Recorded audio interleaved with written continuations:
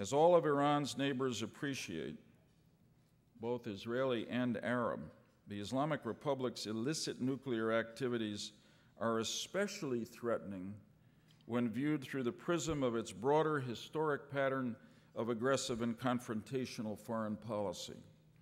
This is a regime, after all, that for 3 decades has sought to expand and strengthen its position in the region by sponsoring extremists and weakening and destabilizing its neighbors, including its Arab neighbors. Iran has lavishly supported terrorist groups like Hezbollah in Lebanon, Hamas in the Palestinian territories, Shiite militias in Iraq, using these proxies to carve out spheres of Iranian influence and fragment existing governmental authority.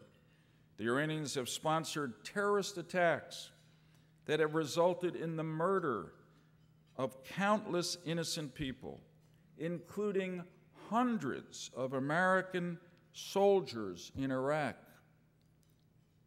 Hundreds of American soldiers killed by Iraqi extremists trained and equipped by Iran.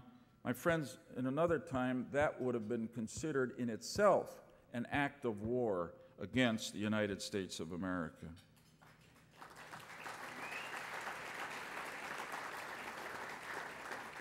Simply put, Iran has shown by its aggressive actions over many years that it aspires to become the dominant power in the Middle East, overturning the regional status quo and turning it toward extremism, an ambition that the acquisition of nuclear weapons would terrifyingly advance. Consider how the balance of power in the Middle East would change if Iran's terrorist clients were free to act against Israel, indeed against their Arab enemies, under the protection of an Iranian nuclear umbrella. That is a truth that we in America and our allies who will be joining with us in these negotiations must not only appreciate, but take deep inside ourselves and talk about a truth that we too often are asked to turn our eyes and ears away from. We need to take seriously the words of the Iranian regime.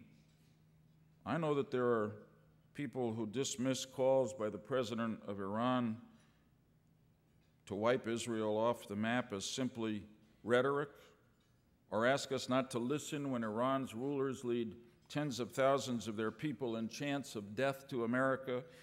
But history has taught us that we dismiss these outbursts of fanaticism and threats of violence at our peril. That has to stop, and that truth has to be recognized. And here's another truth. The engagement that is about to begin is, in my opinion, a tactic. It's not a strategy.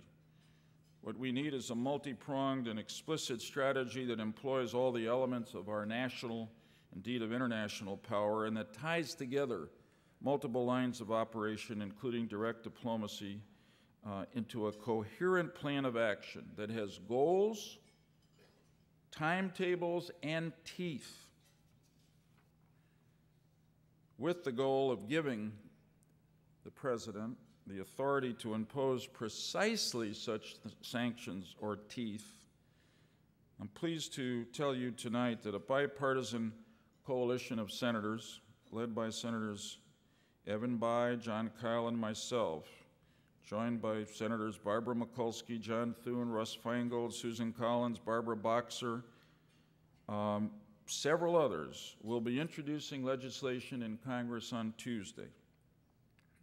This legislation will amend the 1996 Iran Sanctions Act to allow the president to sanction foreign companies that are involved in the sale of gasoline or refined petroleum products to Iran.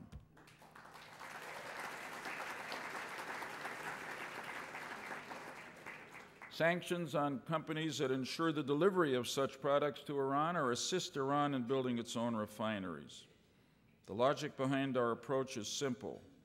Iran, though blessed with immense oil resources, because of the economic mismanagement of its leaders, lacks the capacity to meet its domestic demand for gasoline and other refined petroleum products. As a result, it must rely heavily on imports for as much as 40% of its gasoline needs. During last year's campaign, President Obama repeatedly expressed interest in using Iran's dependence on foreign gasoline as leverage in our nuclear standoff with them. Under current law, the President's authority to do so is ambiguous at best. Our legislation would eliminate this ambiguity, this half-truth.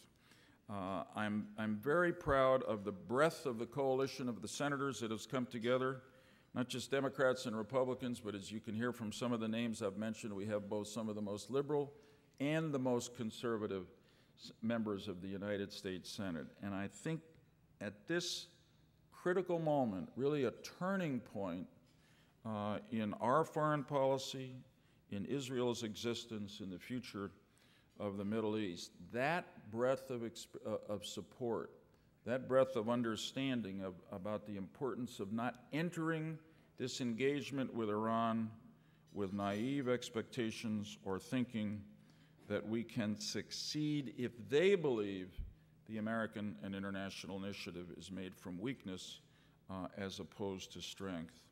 I wanted to, in gratitude, give you advance word on that legislation that will be introduced on Tuesday, but most of all, to thank you not just for the award, but to thank you for what CAMERA has done so magnificently throughout its history. The Jewish community, the pro-Israel community, is very well organized. In some sense, some people would say it's over-organized.